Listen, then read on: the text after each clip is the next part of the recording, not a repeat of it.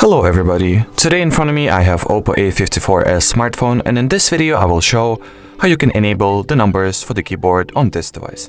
So as you will see right now, there is no separate number row on top of the characters at the keyboard. So in order to enable this function, you gotta go to the keyboard settings either by tapping on this gear or going for the settings app.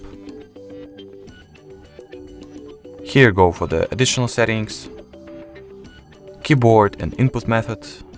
Choose the keyboard that you're currently using. In my case, and by default, it is always going to be the Gboard.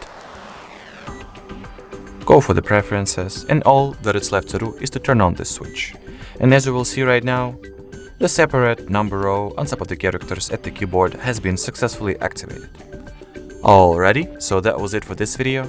If you found this tutorial helpful, don't forget to leave a like and subscribe to our channel. Bye bye!